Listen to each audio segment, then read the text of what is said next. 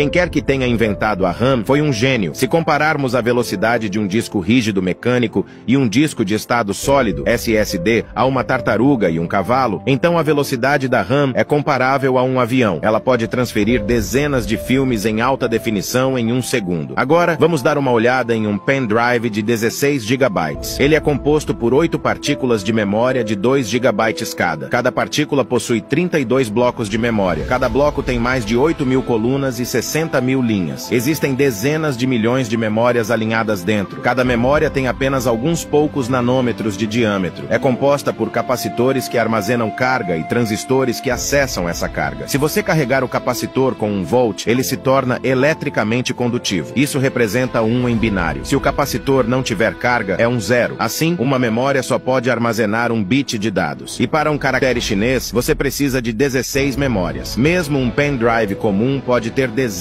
de bilhões de memórias. Como um computador lê tanta memória com tanta precisão? Isso se deve totalmente às linhas de palavra e linhas de bits. Elas estão conectadas a cada memória. As linhas de palavra são usadas para ativar toda uma linha de células de memória, colocando-as em um estado pronto. As linhas de bits podem então ler ou escrever dados nelas. Se você iniciar um jogo agora, primeiro a memória lê os dados do disco rígido e depois o processador faz os cálculos. O processador gera um endereço de memória de 31 bits para acessar dados específicos na memória. Os primeiros 5 bits são usados para localizar blocos de memória. Os próximos 16 bits são usados para localizar linhas. E os últimos 10 bits são usados para localizar colunas. E finalmente, estamos prontos para jogar. A maior diferença entre a RAM e o SSD é que os dados na RAM desaparecerão após desligar a energia. Os SSDs podem ser armazenados por um longo tempo. Por quê? Como mencionamos anteriormente, a RAM usa capacitores para armazenar dados. Esses capacitores perdem sua carga rapidamente após uma falha de energia, e os dados desaparecem naturalmente. Mas os SSDs armazenam dados alterando o estado de carga. Tome as partículas PLC, por exemplo. Uma carga significa 111, 2 cargas significam 110, e assim por diante. Até 8 estados diferentes podem ser armazenados e envolvidos com segurança em uma camada isolante. Portanto, os dados no SSD não serão perdidos quando nosso computador ou celular for desligado.